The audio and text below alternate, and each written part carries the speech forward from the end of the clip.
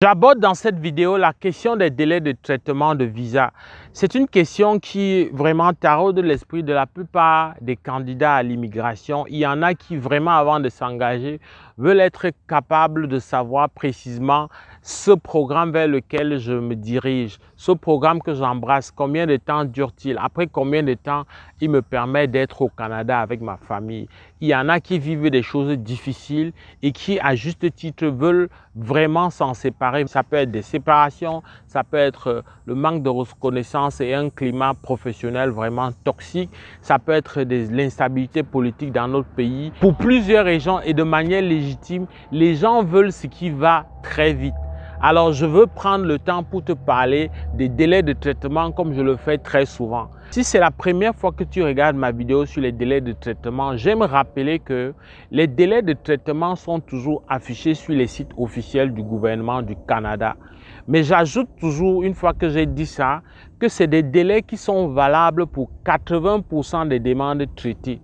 Ça veut dire que lorsque tu regardes ce délai-là, il ne faut pas penser que ça s'applique nécessairement à toi. Si je prends l'exemple des délais de résidence permanente, le délai en cours général est autour de 17 mois pour ceux qui viennent au Québec, pour les travailleurs qualifiés du Québec. Mais dans la réalité, ça n'a plus rien à voir.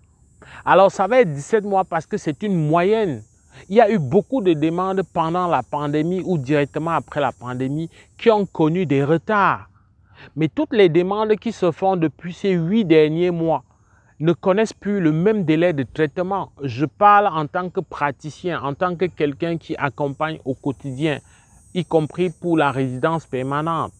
On a plusieurs donc de candidats qu'on accompagne et qui, pour certains, au bout de 3 mois, pour la plupart, et 4 mois exceptionnellement pour un des cas, ont demandé à aller faire la visite médicale. Je ne parle pas d'entrée express où la visite médicale se fait déjà en amont, avant même d'étudier le dossier.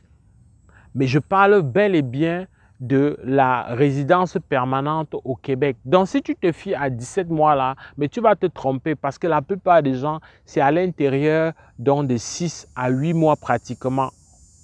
En tout cas, c'est moins de 10 mois pour la plupart des cas. Donc, le 17 mois, ça va être la moyenne, y compris ceux qui ont déjà fait 2 ans, ceux qui ont eu des délais plus longs. Donc, il ne faut pas se tromper, mais ça reste l'indicateur officiel. C'est l'indicateur sur lequel tu dois t'appuyer pour voir si c'est pertinent ou non de faire une requête. Parce qu'on peut contacter le gouvernement du Canada qui traite ta demande à tout moment à travers ce qu'on appelle un formulaire web. Mais ton formulaire web doit être fait seulement lorsque tu es au-delà de ce délai officiel-là, cet indicateur officiel. C'est sur cette base que tu dois motiver ta requête que tu fais à l'endroit du gouvernement du Canada. Donc, une fois que j'ai dit ça, j'ai pris cet exemple-là, je viens avec quoi de nouveau aujourd'hui dans la vidéo? Mais ce qui est nouveau dans la vidéo, c'est qu'il y a une tendance qui se généralise. La tendance, c'est que la plupart des demandes sont en train d'être faites en ligne. Alors, à moins que tu aies un handicap qui est avéré, que tu peux prouver, toutes les demandes se font en ligne. J'ai changé encore avec quelqu'un qui fait son parrainage, qui est parrainé par sa conjointe et qui pense encore qu'il y a des demandes papier qui se font à travers nos différents bassins. Alors, il faut le dire, que ce soit pour la demande de résidence permanente, que ce soit pour le parrainage familial, etc. Toutes les demandes maintenant se font en ligne. Visa étudiant, visa visiteur, tout ça, ça se fait en ligne. L'avantage de faire en ligne et ce pourquoi ils font en ligne, c'est justement de ne plus avoir de délais longs. Parce que quand les délais sont longs, ça ne te pénalise pas toi seul. Parce que toi, j'imagine, l'adrénaline monte, tu stresses, ta vie est comme en pause, tu ne penses qu'à ça. C'est vraiment difficile émotionnellement de vivre ça et je sais de quoi je parle. Parce que non seulement je l'ai vécu, mais je continue à subir la colère et l'impatience de beaucoup de gens que nous accompagnons. Mais nous comprenons, on est patient parce qu'on sait, hein, c'est seulement la femme qui a enfanté, parfois qui est capable de dire la douleur de l'enfantement. Donc on peut comprendre l'impatience et parfois la colère des propos, quelquefois qui cachent un manque de respect dans certaines personnes. Mais voilà, c'est à côté donc de cette peine-là, de ce préjudice-là, il y a aussi un préjudice de l'autre côté. Donc, personne n'a intérêt que les délais soient longs. De l'autre côté, il y a le préjudice du fait que plus ça traîne, moins bien le Canada se porte. Quand tu viens dans le cadre d'une immigration économique, ça veut dire que tu viens combler un besoin, tu viens combler un manque. Donc, si tu viens, plus vite tu viens combler le manque, mieux le citoyen canadien sera servi. Et au niveau des coûts, ça va être réduit parce qu'il y a un impact inéluctable entre les délais qui sont longs, l'arrivée des candidats à l'immigration et dans la vie de tous les jours, y compris la vie économique. Le gouvernement conscient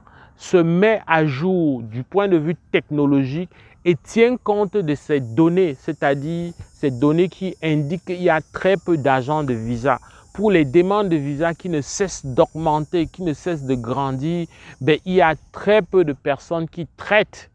C'est pour ça que le cas des étudiants, le logiciel Chinook fait un travail de tri énorme que l'humain ne peut pas faire dans les délais impartis, les délais affichés. Donc, et pour les autres demandes, comme c'est l'humain, ça va être difficile. L'avantage en ligne, c'est que toi, tu peux être en Afrique subsaharienne et ton dossier est traité plutôt à Paris. Ça, c'est des réalités. Ton dossier est traité plutôt sur place au Canada, etc. Donc, il n'y a plus un endroit précis où il faut coter ton dossier. Ça vient faire que la main-d'œuvre qui est dispersée peut autant traiter le dossier de son bassin attitré que le dossier des autres bassins.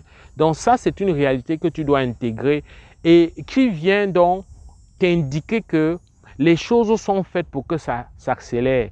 Pour la énième fois, je vais te dire, comme je l'ai dit dans une autre vidéo, si tu attends savoir que le délai est meilleur avant de t'engager, tu vas te prendre avec un âge qui avance et donc ça va faire un handicap.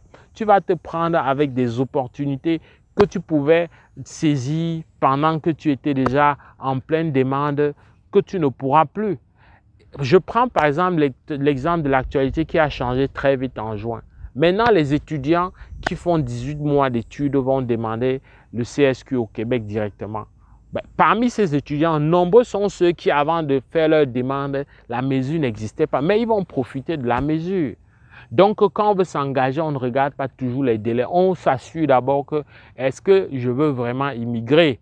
Parce que c'est une question qui n'a l'air de rien, mais c'est une question qui est lourde de conséquences. Les délais de traitement ne sauraient être un obstacle pour t'engager parce que ça évolue beaucoup et ça ne peut qu'évoluer dans le bon sens. Il vaut mieux être déjà dans le bateau quand ça change que d'être en dehors du bateau. Mais c'est sûr que tu ne dois pas attendre la solution magique en termes de délai. Le délai peut même être court, mais pour ton cas particulier, ça traîne.